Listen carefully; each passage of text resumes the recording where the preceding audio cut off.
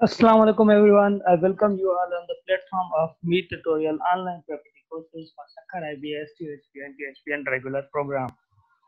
As you know that our course of English is going on and we have done with reading comprehension, contextual vocabulary, some grammar rules and some use of tenses. So our next topic is all about the passive voice. So let's start. Passive voice.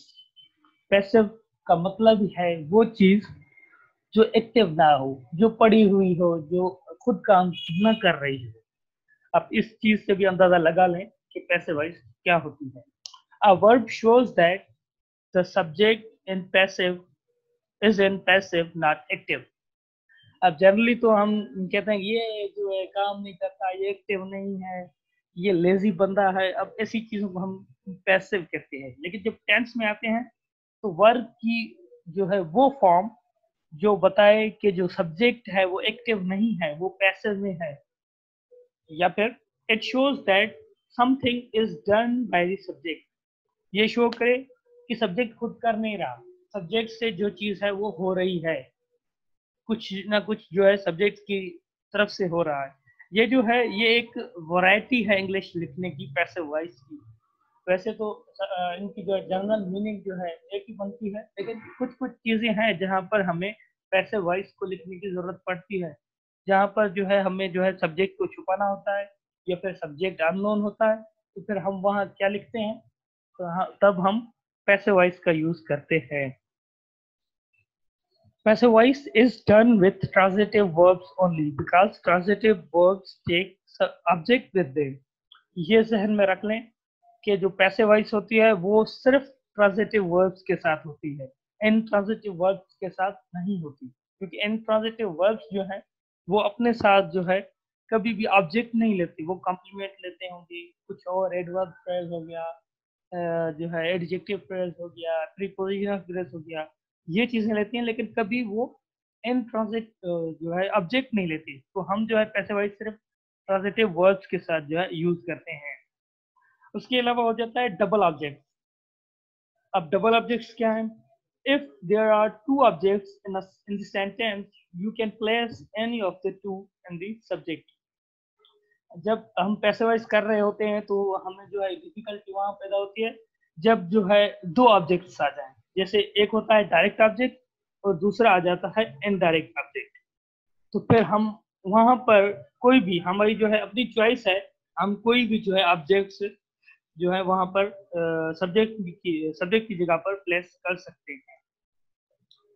Y हम passive voice का use क्यों करें? हमें जो है क्या जरूरत है कि हम जो है पैसिव वॉइस का यूज करें? Number one, when we don't know the subject. जब हमें जो है पता ही ना हो सब्जेक्ट कौन सा है, तो फिर हम जो है एक्टिव वॉइस जो है जुमला कैसे लिख सकते हैं आज? क्योंकि एक्टिव जो है सेंटेंस के लिए हमें जो है वर्ब और सब्जेक्ट तो दरकार होते हैं। तो उसका एग्जांपल है 3 people were killed in Karachi. 3 बंदे या 3 लोग जो है कराची में मारे गए। हमें जो है पता नहीं है कि किसने मारा, यानी हमारा जो सब्जेक्ट है वो अननोन है। तो फिर जो है वैरायटी ऑफ इंग्लिश जो है लिखने के लिए हम जो है उसके पैसिव वॉइस का जो है यूज करते हैं जब हमारा सब्जेक्ट अननोन हो। और दूसरा, एम्फेसाइज ऑन द ऑब्जेक्ट। और जब ऐसी चीजें हो, ऐसी जो है सिचुएशन आ जाए तो हमारा एम्फेसाइज हो वो ऑब्जेक्ट पे हो। हमें जो है दिखाना जो हो सेंटेंस में, ऐसे कहें कि उसको जो है जगह देनी हो फ्रंट में, वो देनी हो ऑब्जेक्ट को, तो फिर हम जो है पैसिव का यूज करते हैं। जैसे bride has been given presents. अब मैं ये तो नहीं लिखूंगा कि गेस्ट ने दिए, उसने दिए, उसने दिए, फ्रेंड ने दिए, रिलेटिव्स ने दिए, लेकिन हमारा एम्फेसाइज जो है शादी में जो है अहम चीजें कौन सी है, अहम लोग कौन से हैं? ग्रूम और ब्राइड, दूल्हा और दुल्हन। अगर वो ना हो तो शादी पॉसिबल ही नहीं है।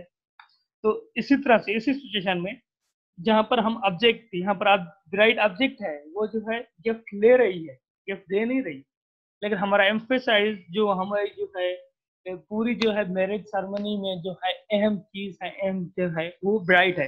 तो हम जो है एम्फेसाइज हमारा सारा जो है ब्राइड पे है, क्योंकि सारे जो गिफ्ट दिए जा रहे हैं वो ब्राइड को दिए जा रहे हैं। जब ऐसे सिचुएशन आ जाए जो हम पैसे का यूज करते हैं, जैसे bride has been given present, जो है तोहफे जो है वो दुल्हन को दिए गए, ऐसी तो हम चलते हैं जो है टेंस, उनके हेल्पिंग वर्ड्स पैसिव में कौन से होंगे और एग्जांपल की तरह। हमारा जो सबसे जो है पहले जो टेंस है वो है present simple tense. Present simple tense की जो हम पैसिव करते हैं तब हम जो है तीन जो है हेल्पिंग वर्ड्स का यूज करते हैं, जैसे एम, इज और आर, जो हमारे प्रेजेंट कंटिन्यूअस टेंस में है। एम का यूज जो है वो आई के साथ, इसका जो यूज होगा वो ही, शी, इट और जो भी सिंगुलर जो है नाउन्स है उनके साथ, और जो आर का यूज होगा वो होगा वी, यू, दे और प्लूरल के साथ। हम जब एग्जांपल्स पे आएंगे, हमारा जो एक्टिवाइज का जो है सेंटेंस है, her mother gives her a gift.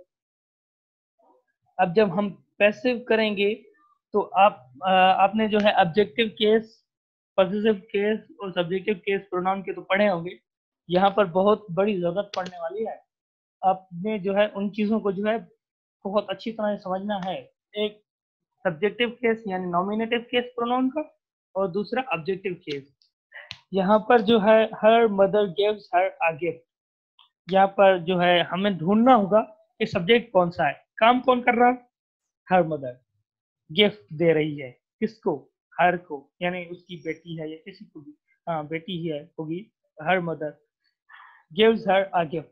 अब यहाँ पर जो है गिव्स वर्ब हो गया, हर मदर सब्जेक्ट हो गया, हर जो है उसको दिया जा रहा है ऑब्जेक्ट हो गया, और आ गिफ्ट भी ऑब्जेक्ट हो गया। यहाँ पर जो है यहाँ पर डबल ऑब्जेक्ट्स हैं, इनडायरेक्ट और डायरेक्ट ऑब्जेक्ट। तो फिर हम ऑब्जेक्ट को सब्जेक्ट में चेंज करेंगे। हम कोई भी ले सकते हैं, मैंने हर को लिया, लेकिन हर यहाँ पर ऑब्जेक्टिव केस में था क्योंकि ऑब्जेक्ट की जगह पर यूज था। अब जो पैसिव वॉइस में हम जब पहले रखेंगे तो हम पहले उसको सब्जेक्ट की प्लेस में रखेंगे। जब सब्जेक्ट की प्लेस में आएगा तो वो क्या हो जाएगा, वो डेफिनेटली नॉमिनेटिव केस में हो जाएगा। तो हर का नॉमिनेटिव केस कौन सा है, शी है, तो मैंने सब्जेक्ट में शी ही रखा। पैसिव वॉइस होगी शी इज। अब यहाँ पर जो है प्रेजेंट सिंपल टेंस था, हर मदर गिव्स, ये जो है प्रेजेंट इंडेफिनिट या प्रेजेंट सिंपल टेंस है। जब मैं इसको पैसिव वॉइस में चेंज करूंगा तो इसका जो हेल्पिंग वर्ब हो जाएगा शी को देखते हुए, इसका हेल्पिंग वर्ब होगा एम, इज, आर में से कोई भी, और शी के साथ इज लगता है तो मैंने इज लगा दिया, और वर्ब की जो है थर्ड फॉर्म ही यूज होगी। पैसिव वॉइस में जो भी सेंटेंस आएगा वर्ब की थर्ड फॉर्म यूज होगी, ये आप नोट कर लें।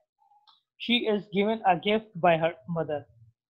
अब जब मैंने जो है शी को आगे ले आया, फिर मैंने जो है इज हेल्पिंग वर्ब लगाया, फिर गिवन जो है मेन वर्ब उसकी थर्ड फॉर्म लगेगी। अब जब दूसरा जो ऑब्जेक्ट होगा वो यहाँ पर रखेंगे, अ गिफ्ट रखेंगे, अ गिफ्ट। अब जब भी हमारा जो मेन सब्जेक्ट है एक्टिव वॉइस में, वो पैसिव वॉइस में लास्ट में आएगा, लेकिन उसके साथ जो है बाय का हम यूज करेंगे। कुछ है जहाँ पर बाय नहीं लगता, लेकिन आप जनरली ये देख लें कि जो है बाय लगेगा। She is given a gift bye her mother. और हम जो है ये जो है शी, हर है, ये है इनडायरेक्ट ऑब्जेक्ट, और जो है गिफ्ट है वो है डायरेक्ट ऑब्जेक्ट। जो चीज होती है वो डायरेक्ट ऑब्जेक्ट काउंट की जाती है, और जो पर्सन होता है तो वो जो है वो इनडायरेक्ट ऑब्जेक्ट काउंट किया जाता है। मैंने पहले डायरेक्ट ऑब्जेक्ट लिया था, अब डायरेक्ट ऑब्जेक्ट से भी कर लें, आ गिफ्ट को ले आएंगे, आ गिफ्ट इज सेम जो है गिफ्ट को देखते हुए, गिफ्ट एक सिंगुलर नाउन है तो उसके साथ क्या लगेगा, फिर भी इज लगेगा। A gift is given to her by her. यहाँ पर मैंने शी नहीं लगाया, हर लगाया, क्योंकि वर्ब के बाद ऑब्जेक्ट आता है और मैंने ऑब्जेक्ट की जगह पर ही इसको प्लेस किया है, तो ऑब्जेक्ट की जगह पर ऑब्जेक्टिव केस आएगा। A gift is given to her by her mother, जो है उस सेम ही एक्टिव वॉइस को मैंने पैसिव वॉइस दिया। उसके बाद हमारा आता है प्रेजेंट कंटिन्यूअस टेंस। उसके साथ जो हेल्पिंग वर्ब तो उसके पहले है ही इज, एम, आर। उसके बाद उसके साथ जो हम जो यूज करेंगे, अटैच करेंगे, वो बीइंग का यूज करेंगे, जस्ट बीइंग का यूज करेंगे। उसके जो हेल्पिंग वर्ब वो सेम ही रहेंगे, उसके साथ सिर्फ बीइंग आएगा, इज बीइंग, एम बीइंग और आर बीइंग। इसका जो एक्टिव वॉइस है, Ali is driving a car, यहाँ पर हमें सोचना है कि सब्जेक्ट कौन सा है, ड्राइविंग कौन कर रहा है? अली कर रहा है, यानी अली जो है एक सब्जेक्ट है, और इज हेल्पिंग वर्ब है कंटिन्यूअस टेंस का, ड्राइविंग वर्ब है मेन वर्ब, और आकार जो है ऑब्जेक्ट है। तो हम जब पैसिव में जाएंगे तो ऑब्जेक्ट को जो है सब्जेक्ट की प्लेस में रखेंगे। यहाँ पर नाउन है, और नाउन की जो नॉमिनेटिव केस है या ऑब्जेक्टिव केस है वो जो है सेम ही रहते हैं, वो उनकी जो है उसमें जो है चेंज कोई नहीं आती। तो ये ऐसे हो गया। द कार इज, अब इज कार जो है सिंगुलर एक्स के साथ इज लगा दिया, लेकिन हमें प्रेजेंट कंटीन्यूअस टेंस कैसे में क्या करना है? बीइंग का इजाफा करना है, ऐड कर देना है, इज बीइंग। अब वर्ब की थर्ड फॉर्म मैंने जो पहले ही कहा है कि वर्ब की थर्ड फॉर्म यूज होगी, तो ड्राइविंग की थर्ड फॉर्म है ड्राइविंग। तो उसके बाद जो है बाय आएगा, और बाय के बाद हमारा सब्जेक्ट है, और सब्जेक्ट भी हमारा क्या है? वो भी जो है सेम जो है नाउन है, तो नाउन में चेंजिंग नहीं आती, तो ऑब्जेक्ट में भी सेम अली रहेगा। उसके अलावा हमारा है present perfect tense. Present perfect tense की जो पैसिव में हेल्पिंग वर्ब है वो है हैज बीन, और हैज बीन का यूज होता है ही शी इट और सिंगुलर के साथ, और दूसरा है हैज बीन, वो उसका वो जो यूज होता है वो आई यू वी दे और प्लूरल नाउन के साथ यूज होता है। एक्टिव वॉइस को हम देखेंगे। माय फादर हैज बीटन मी, मेरे अब्बू ने मुझे डांटा है। जब हम इसकी पैसिव करेंगे, यहाँ पर मी ऑब्जेक्टिव केस में है, अब सब्जेक्ट जो है इसका क्या होगा? नॉमिनेटिव केस इसका है आई, तो हम जब सब्जेक्ट की सूरत में रखेंगे तो नॉमिनेटिव केस रखेंगे आई, और आई के साथ जो है लगेगा हैव बीन। हमें सब्जेक्ट को देख कर लगाना है हेल्पिंग वर्ब, हैव बीन। अब वर्ब की थर्ड फॉर्म सेम बीटन, और बाय के बाद सेम जो है हमारा subject my father, I have been beaten by my father. Simple है। हमारा जो अगला जो है प्रेजेंट, आपको बता देती हूँ कि प्रेजेंट कंटिन्यूअस, ये परफेक्ट कंटिन्यूअस जो भी आते हैं, प्रेजेंट परफेक्ट कंटिन्यूअस हो गया, पास्ट परफेक्ट कंटिन्यूअस हो गया, या फ्यूचर परफेक्ट कंटिन्यूअस हो गया, उनके साथ जो है हेल्पिंग वर्ब का यूज, सॉरी उनकी जो है पैसिव वॉइस नहीं होती है। ठीक है। Past simple tense, past simple tense का जो हेल्पिंग वर्ब होंगे वो होते हैं present sorry past continuous tense वाले, जैसे वाज और वर। वाज का यूज होता है आई ही शी इट और सिंगुलर के साथ, वर का यूज होता है यू वी दे और प्लूरल के साथ। मैंने प्लूरल लिखना नहीं लिख सका, प्लूरल के साथ। तो जो एक्टिव वॉइस हमारा जो सेंटेंस होगा, ही एट मैंगो, सॉरी मैंने फर्स्ट फॉर्म यहाँ पर लगा दी, यहाँ पर होती है ate, A T E, he ate mango. और इसका जो पैसिव वॉइस होगी वो होगी mango was eaten by me. कैसे? मैंगो अच्छा ऑब्जेक्ट था, हमने आगे ले आया, उसको सब्जेक्ट की जगह पर रखा मैंगो। तो मैंगो जो है एक सिंगुलर जो है नाउन है, इसके साथ क्या लगेगा? प्रेजेंट सिंपल टेंस की पैसिव में जो है वाज लगेगा, वाज वर्ब की थर्ड फॉर्म ईट। तो इसका एक्टिव वॉइस होगा ही एट मैंगो। और जब हम फर्स्ट सिंपल टेंस की जो है पैसिव वॉइस करेंगे तो मैंगो को जो है हम सब्जेक्ट की जगह पर ले आएंगे मैंगो। मैंगो एक सिंगुलर है इसलिए हम वाज लगाएंगे, वाज, और फिर वर्ब की थर्ड फॉर्म ईटन, और फिर बाय के बाद हम जो है यहाँ पर मैंने हिम लगाया। क्यों? ही जो है यहाँ पर नॉमिनेटिव केस में है, सब्जेक्ट में है। जब हम ऑब्जेक्टिव केस में इसको लेकर आएंगे तो हम हिम लगाएंगे। ठीक है। और उसके अलावा जो हमारा जो अगला टेंस है वो है past continuous tense. Past continuous tense में कि जो पैसिव में है वो सेम पास्ट कंटिन्यूअस टेंस वाले ही हेल्पिंग वर्ब आएंगे, लेकिन हम उनके साथ बीइंग का इजाफा करेंगे। जैसे एक्टिव वॉइस है हमारा दे वर प्लेइंग फुटबॉल। जब हम इनकी पैसिव करेंगे तो जो फुटबॉल है ऑब्जेक्ट है वो सब्जेक्ट की जगह पर आ जाएगा फुटबॉल, और फिर हम फुटबॉल जो है एक सिंगुलर है, सिंगुलर के साथ हम जो है वाज लगाते हैं, फिर हम वाज लेंगे, वाज के साथ हमारा जो ये है वाज के साथ हम बीइंग का जो है इजाफा करेंगे, फुटबॉल वाज बीइंग, और वर्ब की थर्ड फॉर्म प्लेड, और बाय के साथ हम दे की जो है वो ऑब्जेक्टिव केस को लेकर आएंगे यहाँ पर, और वो होगा दे। फिर इसमें हमारा जो अगला टेंस है वो है पास्ट परफेक्ट टेंस। तो पास्ट परफेक्ट टेंस का हेल्पिंग वर्ब है हैड बीन, क्योंकि ये एक ही हेल्पिंग वर्ब है तो ये ऑल सब्जेक्ट के साथ हैड बीन ही लगेगा। एग्जाम्पल है, तमन्ना हैड प्लक दी रोज। जब हम इसकी पैसिव करेंगे तो दी रोज जो है, इसको जो है हम फर्स्ट में लेकर आएंगे सब्जेक्ट की जगह।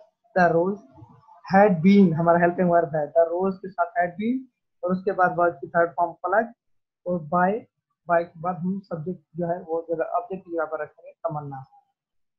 तो ये हो गया हमारा जो है पास्ट परफेक्ट टेंस, सिंपल था। अब है future simple tense. Future simple tense में जो पैसिवाइज होगी, इसकी जो हेल्पिंग वर्ब होगी वो होगी विल बी, और ऑल एक्सेप्ट आई विल के अलावा जो भी सब्जेक्ट होंगे वहां पर हम विल बी लगाएंगे। और उसके अलावा हमारा जो है हेल्पिंग वर्ब है वो है शैल बी, जो आई और वी के साथ लगेगा। एग्जांपल को देखते हैं। एक्टिव वॉइस, यानी एक्टिव वॉइस में जो है सेंटेंस है, Ahmad will do his work. और जब हम इसकी पैसिव करेंगे तो हिज वर्क जो है, आप देख रहे हैं यहाँ पर हम सब्जेक्ट की जगह पर लेकर आएंगे हिज वर्क। अब हम हिज वर्क जो है उसके साथ हेल्पिंग वर्ब कौन सा आएगा, उसके साथ डेफिनेटली विल भी आएगा। आई हुई तो नहीं है, आई हुई के साथ सिर्फ शैल भी आएगा, बाकी सबके साथ तो विल भी ही आएगा। तो ये हिज वर्क विल बी, और उसके बाद वर्ड की third form done by Ahmad, his work will be done by Ahmad. ये हो गया हमारा फ्यूचर सिंपल टेंस, बहुत इजी है। और उसके अलावा है future perfect tense. Future perfect tense, इसके जो हेल्पिंग वर्ब है पैसिव वॉइस में, पैसिव वॉइस की बात हो रही है। विल हैव बीन, और विल हैव बीन का यूजेज भी ऑल एक्सेप्ट आई हुई, आई और वी के अलावा जो भी जो है सब्जेक्ट होंगे उनके साथ विल हैव बीन लगेगा। और दूसरा है शैल हैव बीन, आई और वी के साथ शैल हैव बीन लगेगा। एग्जांपल को देखते हैं। आई शैल हैव परचेज बुक्स। अब जब हम इसकी पैसिव करेंगे तो बुक्स, और बुक्स के साथ लगेगा will have been, will have been, और वर्ब की थर्ड फॉर्म परचेज और बाय। अब यहाँ पर जो है आई जो है सब्जेक्टिव केस में था, यहाँ पर ऑब्जेक्टिव केस में आ गया तो मी लिखेंगे। बुक्स है will have been purchase by me. तो ये थे हमारे जो है कुछ पैसे वाइज। आपको फिर से बता दूं कि present perfect continuous tense, past perfect continuous tense, future continuous tense और फ्यूचर परफेक्ट कंटिन्यूअस टेंस, ये जो चार टेंसेस हैं इनकी जो है कभी भी पैसिव नहीं होती। और कुछ इंट्रांजिटिव ऑब्जेक्ट वर्ब्स, जब भी इंट्रांजिटिव ऑब्जेक्ट आ जाए जैसे गो हो गया, इनके साथ जो है कभी भी इनकी पैसिव नहीं होती है, क्योंकि वो अपने साथ जो है ऑब्जेक्ट नहीं लेते। ये बात आप ध्यान में रख लें। इंशाल्लाह मिलेंगे एक और लेक्चर के साथ। अब तब तक के लिए खुदा हाफिज़।